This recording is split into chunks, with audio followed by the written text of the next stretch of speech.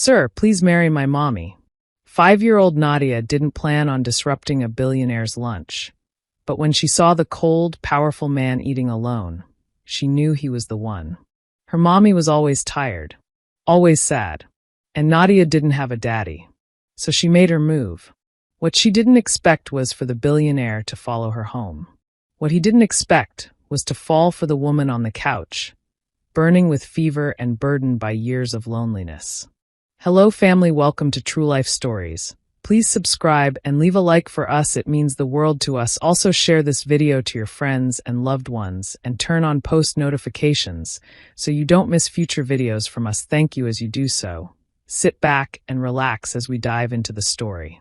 The clink of polished silver against porcelain echoed softly beneath the shaded canopy of Le Jardin, an elite outdoor restaurant nestled atop the 48th floor of one of the city's most opulent skyscrapers. The air was laced with the scent of fresh roses, aged wine, and truffle oil. Everything was pristine, controlled, expensive, untouchable. At a corner table, away from the murmuring elites and their champagne flutes, sat Elijah Crane. Clad in a tailored charcoal suit, the man was the very embodiment of urban royalty. His eyes scanned the financial reports on his tablet as he slowly lifted a forkful of seared duck breast to his lips. No one approached him. Ever. The servers kept a respectful distance. His bodyguard stood a few feet away, discreet but alert, and even the humming city seemed to hush itself when Elijah dined. That was why it was so jarring when a small, hesitant voice broke through the quiet. Excuse me, mister. He blinked. For a moment, he thought it was the wind playing tricks. But then again, closer this time. Sir, please marry my mommy. Elijah slowly looked up from his screen. Standing before him was a little girl, no more than 5 years old, with tangled chestnut curls and a smudge of chocolate on her cheek. Her sundress was wrinkled and slightly too big, and her sandals looked worn. In her hand was a crumpled piece of paper, what looked like a drawing, scrawled in colorful crayon. He stared at her, silent.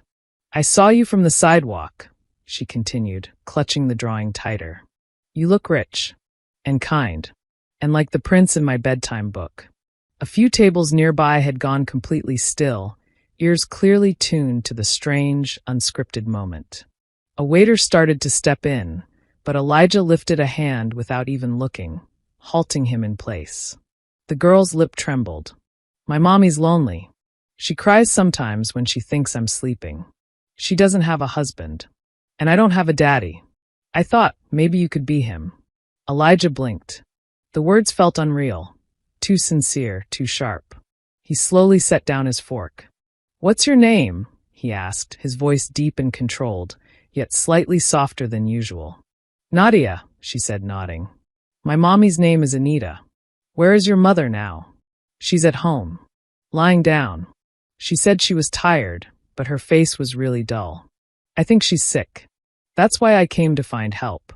How did you get here? I followed one of your men up the elevator, she said. Elijah leaned back slightly in his chair, trying to process what the girl was saying. She didn't have the wild desperation of someone coached or manipulative. There was something heartbreakingly earnest in her tone, the kind of raw honesty only children could possess. Nadia, he said carefully, do you often go up to strangers and ask them to marry your mother? She shook her head vehemently. No. Mommy says never talk to strangers. But you didn't look mean. You looked like someone who could help. There it was again, that strange twisting in his chest. He rubbed the space just above his heart like it itched. He stood slowly. Where do you live? Nadia pointed past the patio's railing, toward the maze of streets far below. Near the bakery with the cat in the window. I can show you. His bodyguard took a half step forward. Mr. Crane. It's fine, Elijah said. Bring the car around. He turned to Nadia and offered his hand, not something he'd done in years, possibly decades. She took it without hesitation, her tiny fingers wrapping trustingly around his. They walked together through the restaurant, past confused diners and stunned staff. A billionaire led away by a child's plea. As they entered the elevator, Nadia looked up at him and whispered, I knew you'd listen. Elijah looked down at her, and for a fleeting second, he wondered if this little girl had just done what entire boards of directors, media moguls, and negotiators couldn't: disarm him. And so began something he never saw coming. The Blacktown car rolled slowly through narrow, uneven streets that had long forgotten the feel of luxury tires. The buildings here leaned close to one another, a patchwork of peeling paint, rusted balcony railings, and the faint, ever-present scent of baked bread and engine oil. Elijah sat back in the leather seat, Nadia perched beside him, her small hand still tightly clinging to his. She had insisted on sitting beside him, even when the bodyguard offered to sit in between. Her presence was unshakable, tiny, warm, and strangely grounding. "Almost there," she said, peeking out the window. "It's the one with the orange door and the crack down the steps." Elijah glanced at the buildings they passed. This neighborhood was far removed from the manicured streets and penthouses he was used to. Life here was not easy. You could feel it in the chipped curbs, the flickering street lamps, the laundry lines strung between windows like surrendered flags. The car slowed. "That one," Nadia pointed. "Right there." The driver pulled up in front of a squat, two-story apartment complex with fading blue trim. There were bicycles chained outside, and a cat watched them from a second-floor windowsill, tail flicking lazily. As Elijah stepped out of the car, several curious eyes peeked from behind curtains and cracked doors. A man in a business suit didn't often show up here, especially not escorted by a black vehicle and a suited guard. Nadia tugged his hand. "Come on. We live on the second floor. My mommy didn't want us to move here at first, but it was the only place she could afford after she got really sick last year." Elijah said nothing, just followed her up the creaking stairs. She pushed open the door without knocking. "Mommy, I brought someone." The apartment was small, lived in but clean. Faint watercolor paintings, Anita's, he assumed, lined the walls. A toy unicorn sat on the couch next to a stack of overdue mail. There were little signs of love everywhere. A flower in a chipped vase, tiny handprints painted on paper taped to the fridge, Nadia's name written in glitter glue. But then he saw her. Anita. She was lying on the couch, curled up in a thin throw blanket, her skin flushed with fever and damp with sweat. Her breathing was shallow, and her eyes fluttered open weakly at the sound of her daughter's voice. "Nadia," she whispered, trying to sit up, but she immediately winced, clutching her head. "Mommy, you're still hot," Nadia said, rushing to her side. "I brought someone who can help." Elijah stepped forward then. His eyes met Anita's for the first time. Even sick and flushed, she was beautiful. Not in the way models or actresses were, but something quieter, softer. Her hair was a tangle of waves spilling over the pillow. Her eyes, though hazy with fever, held a weary sort of depth. She tried to sit up again, this time confused, trying to understand what kind of man stood in her doorway. "Who?" "You're burning up," Elijah said, voice low but firm. "You need a doctor." Anita's brows drew together. "Wait, who are you?" "Nadia, what did you?" "I asked him to marry you," Nadia said proudly. "He's rich. And nice. And he came." Anita blinked at her daughter, then at Elijah, who was already kneeling beside the couch, his hand gently brushing against her forehead. "You're running a high fever," he said, ignoring the startled look in her eyes. "Have you eaten today?" "Aye," she started, but her voice cracked. He turned to his bodyguard. "Tell the driver to start the car again. We're taking her to Westbridge Private." Anita immediately struggled to rise, alarmed. "No, wait, I can't afford." "You're not paying for anything," Elijah said sharply. "You can argue with me later." Nadia was already grabbing her mother's purse, swinging it over her shoulder like she'd done it before. She held the door open wide.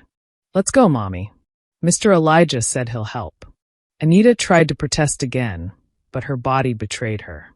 Her limbs were too heavy, her head spinning. She gasped slightly as strong arms lifted her effortlessly from the couch. "Wah, hey! Put me down!" she protested weakly, her fingers pushing against his chest. "No," Elijah said simply, carrying her like she weighed nothing. "You've been sick long enough." Outside, The neighbors gawked as the billionaire stepped down the stairs with a woman in his arms and a child clinging to his coat. Whispers buzzed like flies. He didn't care. Inside the car, Anita leaned against his chest, too dizzy to fight anymore. Her heart pounded, not just from the fever, but from the surrealness of it all. She was being held by a man she had never met, whose touch was warm, steady, protective. Nadia leaned across from the other seat, beaming. "See, Mommy? I told you someone would come." Elijah looked down at the sick woman resting in his arms. He had no idea why he had come, but he didn't regret it. Not even a little. The private hospital wing smelled of antiseptic, lavender air diffusers, and sterile perfection. Everything gleamed, floors so polished they mirrored the ceiling lights, walls painted in calming creams and blues. The nurses moved efficiently, almost silently, trained for discretion and comfort. Anita lay in the hospital bed, and 4 drip in her arm and a soft blanket pulled over her lap. Her hair had been brushed back by a nurse, her skin pale but no longer flushed with fever. The exhaustion had settled deep into her bones. She blinked against the soft morning light filtering through the blinds, her body heavy, but her mind beginning to stir. She turned her head and froze. Sitting in the corner of the room, legs crossed, was Elijah Crane. His suit jacket was draped over the back of a nearby chair, his sleeves rolled up, and a tablet balanced on his knee. But he wasn't looking at it. He was watching her. Quietly, calmly, intently. Her voice cracked. "You're still here?" He uncrossed his legs and stood slowly. "You've been asleep for almost 12 hours. The doctors said the infection should break by morning, and it has." Anita tried to sit up, then immediately winced. He was at her side in seconds, adjusting the bed controls with a grace that didn't match his cold reputation. "You shouldn't move too quickly. The antibiotics are working, but your body's still recovering." She stared at him, dazed. "Why are you even here?"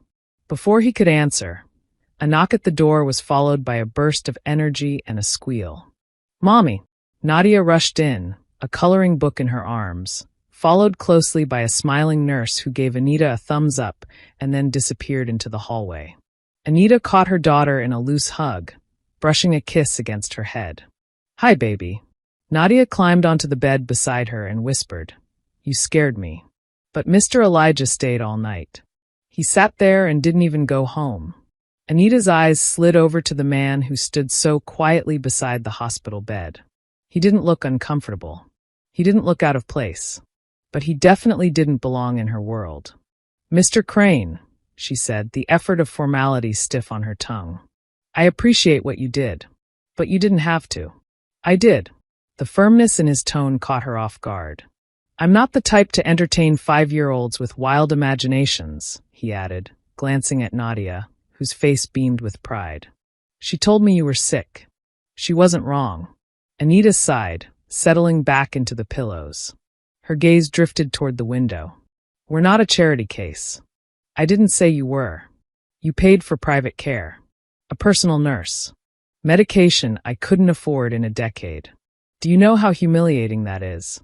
He folded his arms, his eyes narrowing slightly, not in anger, but in measured restraint.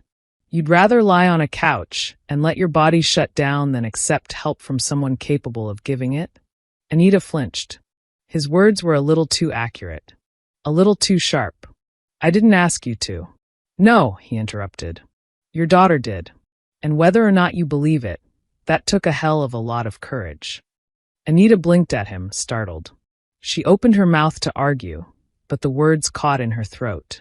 Nadia, oblivious to the adult tension in the room, held up her drawing. "Look, Mommy. I fixed it. Now the man has a face." Anita took the picture gently. It was simple, stick figures, crayon colors, glitter glue. But the man standing next to her and Nadia now had a suit, a smile, and eyes the same as the one watching her from across the bed. Elijah watched the exchange, something unreadable in his expression. "I should go," he said finally, rolling down his sleeves. "You need rest." Anita looked at him as he reached for his jacket. "Why did you really come with her yesterday?" He paused, turned, and said almost reluctantly, "I didn't know." She frowned. I just didn't want to say no. He walked out before she could find a response. That evening, after dinner, a soft knock echoed at her hospital room door. Come in, Anita called, expecting a nurse. But in walked Elijah again, this time with a tray. She blinked. What is that? Dinner, he said.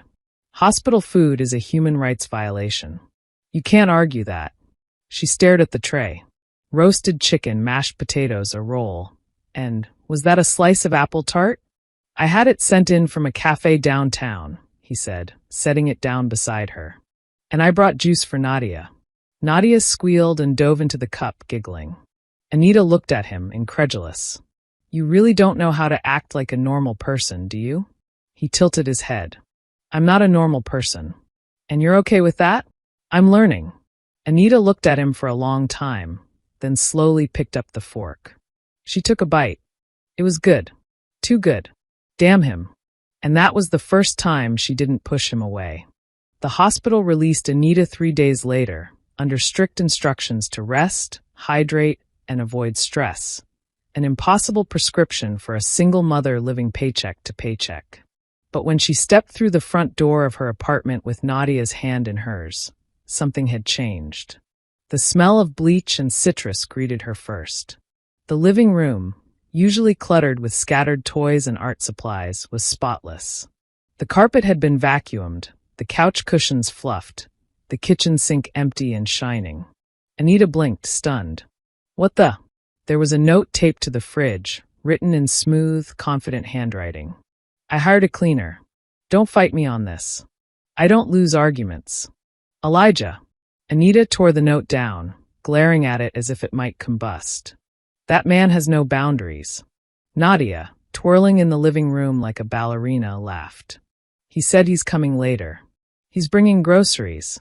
Anita dropped her bag on the couch. Oh, wonderful. Is he trying to buy our entire existence now? I think he just likes helping us, Nadia replied sweetly, as if it were the most obvious thing in the world. Anita ran a hand through her hair and sighed. She didn't know what to do with a man like Elijah Crane. He didn't operate in any logic she recognized. Wealthy men didn't rescue sick strangers. They didn't play babysitter. They didn't clean your home, or bring groceries for that matter. But sure enough, 2 hours later, there was a knock on the door. Anita opened it to find Elijah standing there in rolled-up sleeves again, 2 large paper bags in his arms, and a baguette sticking out of one. I hope you like Italian, he said simply, brushing past her like he had a right to enter. You didn't need to. You say that a lot, he interrupted, setting the bags on the kitchen counter. I've noticed. Because it's true. He turned, raising a brow. And yet here I am. Again. Anita folded her arms across her chest, already exhausted by the verbal dance. What are you even doing here? He looked at her flatly. Making dinner. She let out a short laugh. You. Mr. Iceberg in a suit knows how to cook. I'm capable of following basic instructions, he said dryly, pulling pasta, herbs, garlic, and sauce ingredients from the bags. Anita leaned against the doorway, watching him with cautious amusement. To his credit, Elijah didn't pretend to be a chef. He read the recipe off his phone, squinting at the text while trying not to slice off a finger. When he dropped a tomato and it rolled under the fridge, he looked at it like it had betrayed him. I'm not sure this stove is adequate, he muttered. Anita burst out laughing, the sound catching her by surprise. She clutched her stomach as the laughter bubbled out, louder and freer than it had been in months. You're absolutely ridiculous. And yet the water's boiling, he said smugly. Nadia sat at the kitchen table, coloring and humming, occasionally offering sage advice like don't burn the noodles. It was surreal. Elijah Crane, the man Fortune magazine once called the Ice Prince of Wall Street, was in her tiny kitchen, wearing an apron with a faded cartoon lemon on it, an apron she forgot she owned, and carefully pouring pasta into a pot. And oddly, Anita didn't feel invaded. She felt seen. An hour later, they sat around her cramped dining table, a mismatched trio eating 2 salty penne with garlic bread on paper plates. Nadia slurped loudly, then announced, Mommy never lets anyone sit in Daddy's chair. Anita stiffened slightly. The room fell into a quiet that was heavy but not awkward, just real. Elijah looked at Anita. Would you prefer I move? No, she said softly. It's okay. Nadia didn't notice the shift. She kept talking. But I think Daddy would have liked you. He liked quiet people. Except Mommy. Mommy talks a lot. Anita gave her daughter a pointed look. Thank you, darling. Elijah chuckled, surprising himself. I like people who talk. Anita met his eyes across the table, her smile softening. Later, after Nadia had been bathed and tucked into bed, Anita walked Elijah to the door. She stopped just short of opening it. Why are you doing all this? She asked, voice low. He hesitated. The hallway light flickered softly behind him. Because I can, he said honestly. Because she asked. Because I didn't know how lonely you looked until I saw it for myself. Anita swallowed. I'm not your project, she said, not unkindly. I'm not a problem for you to solve. I don't see you that way. Then what do you see? He looked at her, really looked. I see something I wasn't expecting. And I'm not sure what it means yet. She stood still, her hand resting on the doorframe. You don't need to figure it all out tonight, she murmured. I'm not leaving, he replied. Then, with a small nod, he stepped out into the night. And for the first time since her husband died, Anita didn't feel entirely alone in the silence. The rain started before dawn, soft at first, like whispers on the windows, then escalated into a relentless downpour that soaked the city in gray. The sky remained dark well into the morning, and the flickering light in Anita's apartment hallway was no match for the gloom. She stood in the kitchen, cradling a steaming mug of tea, her fingers curled tightly around the warmth. Nadia sat on the floor nearby, humming to herself as she arranged her crayons by color, then by size, then by how happy each one looked. Anita wasn't humming. There was a tightness in her chest she couldn't quite name. Something like a warning. A prickle on the back of her neck that had nothing to do with fever or weather. At 9:02 a.m., someone knocked. A hard, impatient knock. She froze. No one knocked like that here. Nadia looked up. Is it Mr. Elijah? Anita shook her head. He texts. The knock came again, sharper this time, like a demand. Anita set down her mug slowly and walked to the door, pressing her eye to the peephole. Her stomach dropped. Two people stood on the other side of the door. A middle-aged woman with perfectly coiffed hair and a sharply tailored coat, and a tall man with a stiff jaw and cold, familiar eyes. Anita's hands trembled. She opened the door halfway, blocking Nadia from view with her body. "Hello, Anita," said the woman, her voice clipped and polished like glass. "Margaret. Thomas." Anita's voice was barely above a whisper. "Why are you here?" Margaret Bennett didn't wait for an invitation. She stepped inside with an air of entitlement so thick, it displaced the very air in the room. Her husband followed, his shoulders square, his expression tight. "You're still in this place," Margaret said, glancing around with thinly veiled disdain. "After all these years. Our son would have wanted better for his daughter."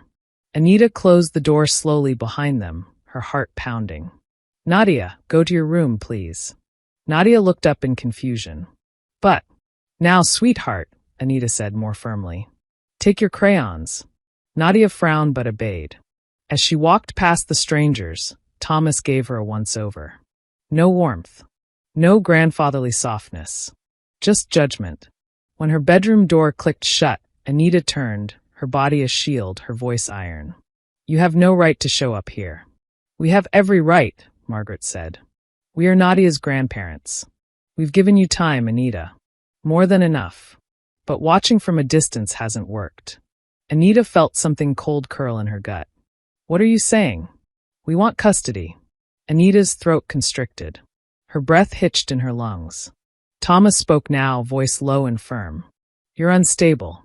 Living in a dangerous neighborhood. You were hospitalized last week. And we have reason to believe a man, an unrelated man, is spending the night here with our granddaughter." Anita's vision blurred. "This is my child," she hissed.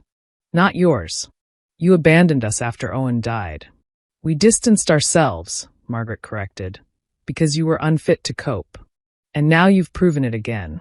Anita could barely hear over the roaring in her ears. And then another knock. 3 soft taps. She didn't need to check. She already knew. She opened the door. Elijah Crane stood there, Nadia dripping at his side, navy suit immaculate despite the storm. He took one look at her pale face and stepped inside. Margaret stiffened. Who? Elijah's presence shifted the air like a tide. He looked at the couple with the same expression he wore during hostile board takeovers, controlled, unreadable, deadly. Elijah Crane, he said evenly. Anita's friend, and the man paying for her medical care. Thomas narrowed his eyes. So it's true. Elijah's jaw ticked. What's true? That you've been involved. Anita stepped forward, voice trembling but steady. They want custody of Nadia. Elijah didn't react, not outwardly. But his entire posture changed. His stance widened. His hand flexed once slowly at his side. No, he said simply. Margaret bristled. Excuse me. You're not taking her child, Elijah said. Try, and you'll be in court so long your grandchildren will have grandchildren. You can't possibly have a legal. I can and will, he interrupted. And I have the resources to make sure your name never appears on another custody form again. Silence stretched. Anita stared at him, stunned. Margaret's lips twitched. You don't know what she's like when no one's watching. I know enough, Elijah said. I know she fought to stay alive while caring for a child alone. I know she refused help until her body gave out. And I know that little girl adores her mother more than anything in this world. Thomas looked at Anita, sharp. So you're sleeping with this man now? Anita flinched. No. He's helping us. That's all. Elijah's eyes flicked to her, unreadable. Not yet, he said. Everyone turned to him. Anita's heart skipped. What? He didn't break eye contact with her. But I'm not going anywhere. So you may want to adjust your expectations.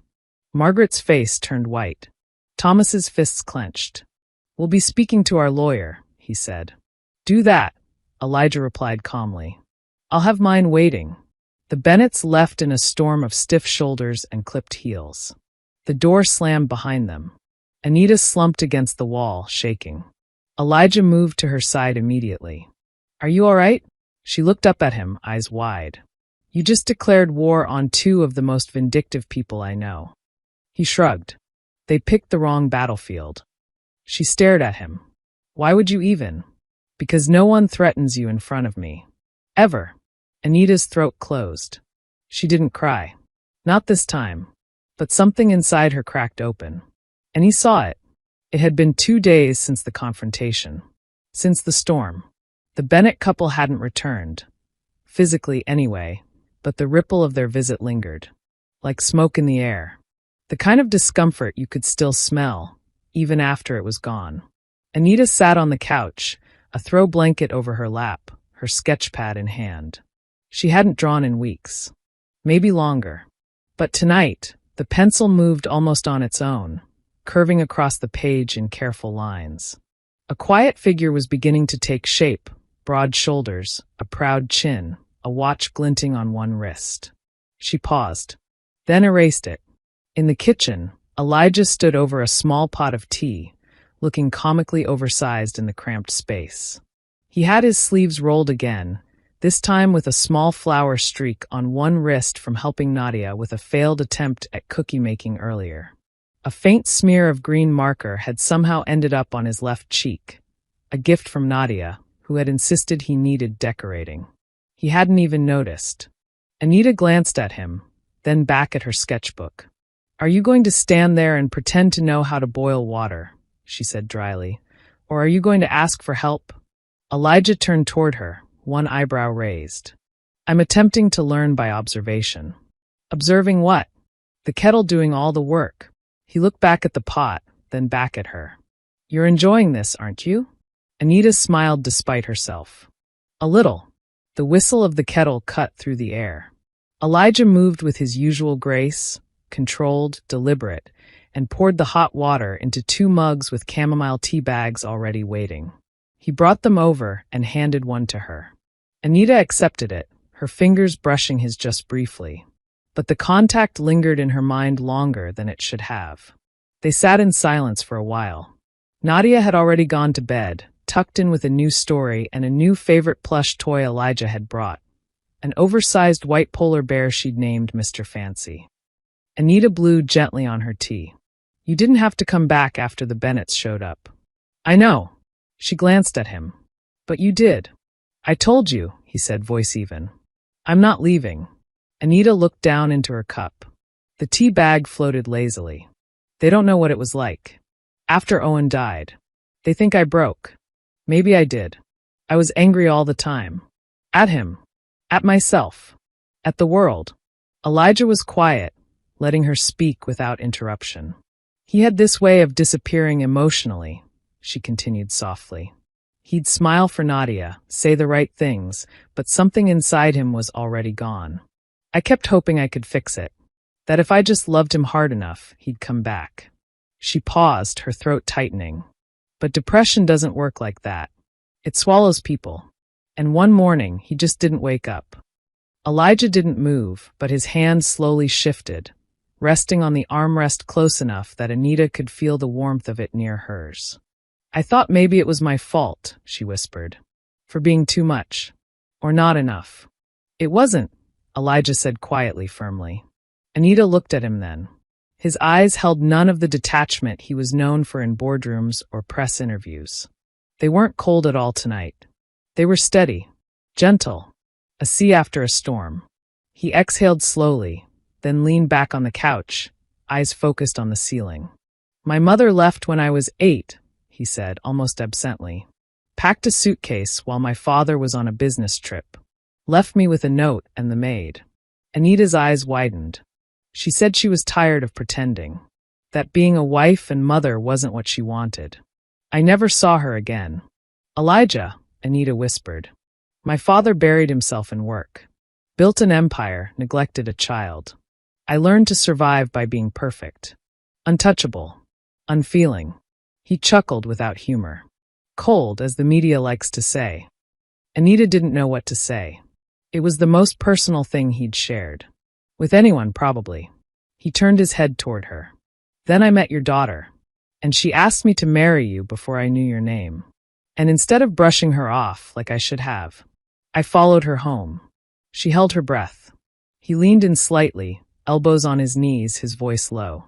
You scare me, Anita. Her brows furrowed. What? You and her. The way you laugh. The way you keep going, even when you're falling apart.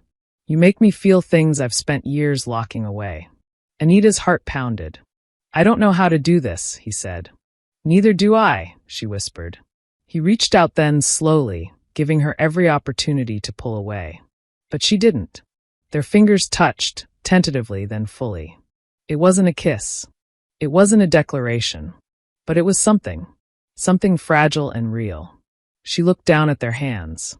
You know what scares me? She asked. He waited. How easy this is becoming.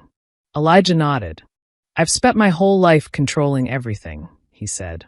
But this I'm letting happen. And she believed him. It was a warm Saturday morning, the kind that smelled like new sunlight and sidewalk chalk. The rain from earlier in the week had washed the city clean, leaving behind puddles that glistened like glass under the golden sky. Birds chirped somewhere above the rooftops. The world felt, however briefly, like it had pressed pause on its noise. Inside Anita's apartment, the mood was unusually still. Not heavy, not tense, just waiting. Anita sat cross-legged on the living room floor, brushing tangles from Nadia's hair with slow, methodical strokes. The child was unusually quiet, lips pursed, eyes focused on the corner of the room where something was being hidden behind her toy box. Anita narrowed her eyes. What are you up to, Munchkin? Nadia glanced back with the innocent guilt only a child could pull off. Nothing. Nadia. I said nothing, she whispered dramatically. Before Anita could investigate further, a knock came at the door. It was the kind of knock she'd come to recognize, polite, even-tempered, and almost hesitant. She stood, smoothing her sweater, and opened it to find Elijah standing there with a small bakery box in hand. Croissants, he said. I passed the cafe. Thought of you. Anita blinked. You thought of me while passing carbs? He smirked. They're chocolate-filled. That makes them worth the guilt. Nadia scrambled toward him, her socks sliding on the floor. Did you bring the flower juice too? Orange juice, he corrected, handing her a bottle. But yes, your flower juice is inside. Anita stepped aside to let him in. We've created a monster. Good. The world needs more small tyrants with charm. Elijah walked into the living room and froze. There, smack in the middle of the floor, was a hand-drawn card made from folded pink construction paper. Glittery letters sparkled across the front. You're invited. He looked down at it, and then slowly up at Nadia, who was now hiding half behind the armrest. Anita noticed too late. Nadia, she whispered, eyes widening. You said you weren't going to. It's okay, Nadia said quickly, stepping out with all the theatrical bravado of a child who'd rehearsed. It's not today, it's just an invitation. You can think about it. Elijah set the pastry box down carefully and picked up the card. He opened it. Inside was a stick figure drawing of 3 people. Nadia in the middle, Anita in a pretty pink dress, and Elijah wearing what looked like a crown and tie. Above their heads floated hearts, stars, and the unmistakable words. Please marry my mommy. I'll bring the flowers. Anita's entire body flushed with mortified warmth. Nadia. She made it yesterday, she explained quickly, trying to grab the card. I told her this isn't something people just decide with crayons and... Elijah held the card gently, like it was glass. He looked up. His expression wasn't laughing. It wasn't mocking. It was unreadable. Except for the way his eyes lingered on Anita, like she'd just become something both familiar and completely new. Can I keep this? He asked Nadia. The little girl lit up. Really? He nodded. I've never been invited to a wedding by crayon before. Anita looked between the two of them, somewhere between astonishment and dread. You two cannot be serious. Elijah stepped forward then toward Anita, past the toys, past the card, past her defenses. His voice was calm, measured. I've been thinking. Dangerous, she murmured. I know I said I didn't understand any of this, that I didn't know how to be this kind of man. But it turns out, he said, taking her hand, you don't have to know everything to want something. Or someone. Her heart stuttered.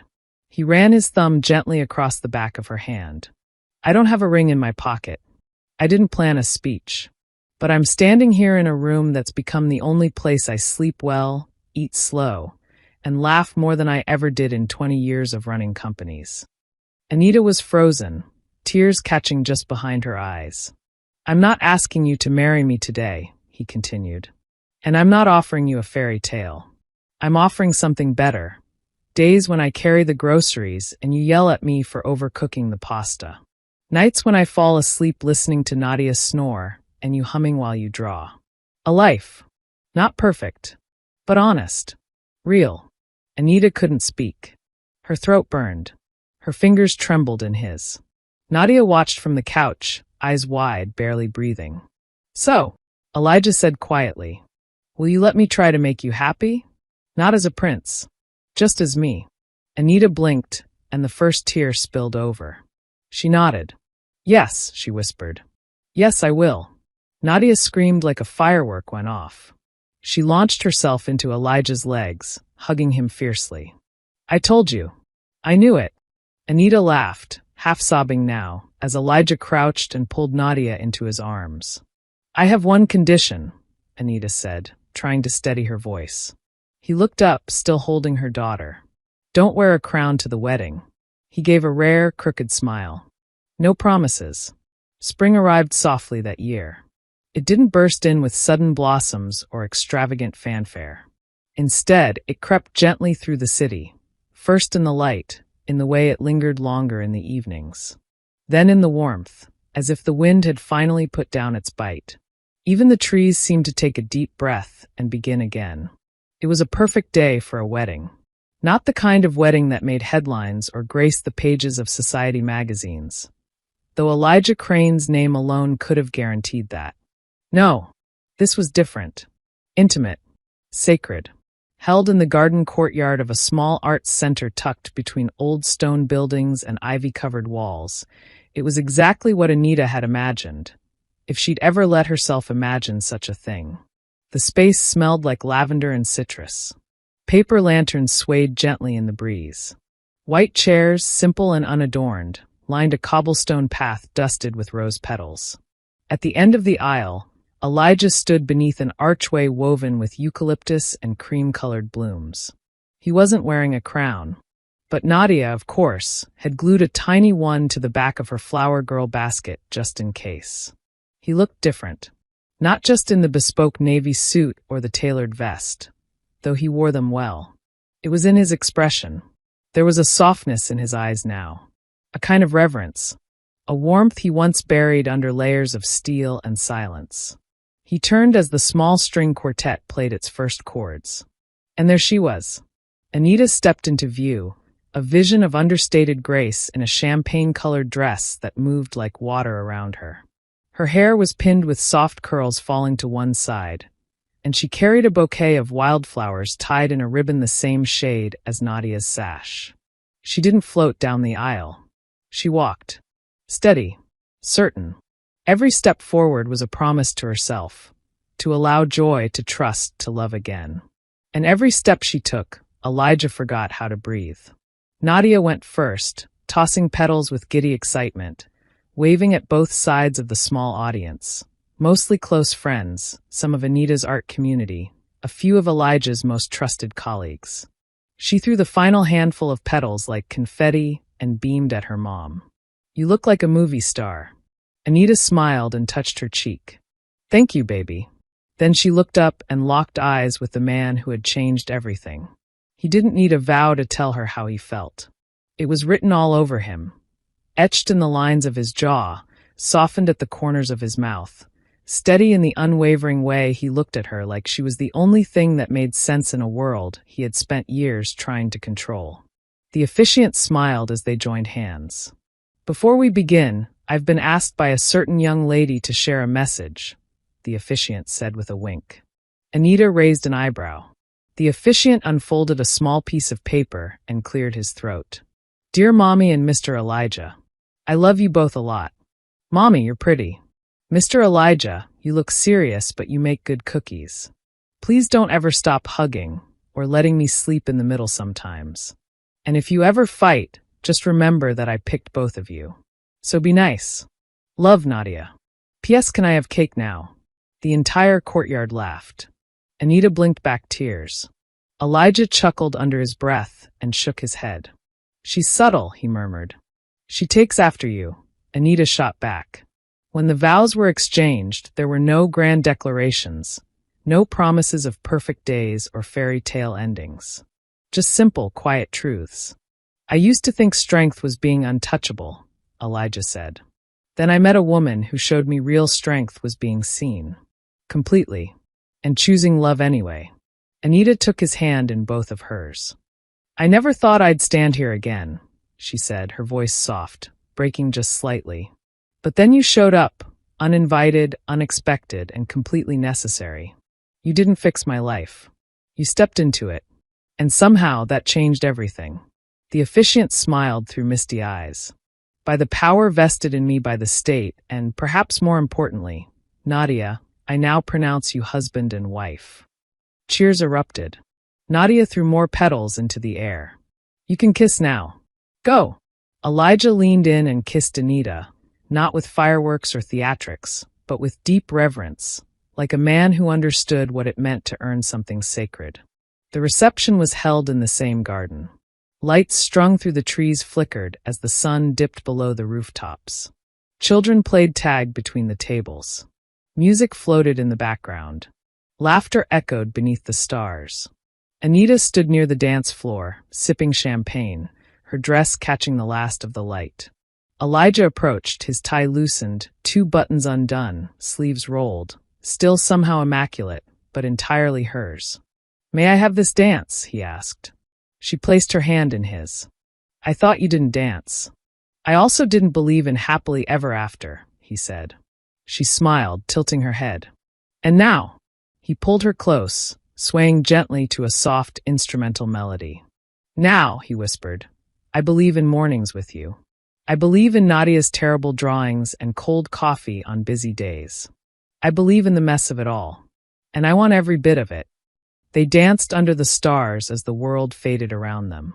And somewhere nearby, Nadia twirled barefoot through the grass, singing a song she made up on the spot, her voice rising into the night. She was right all along. She had found her prince. But more importantly, she had given her mother back her fairy tale. We have come to the end of the story. I hope you enjoyed it. Leave a like and subscribe to my YouTube channel for more interesting stories.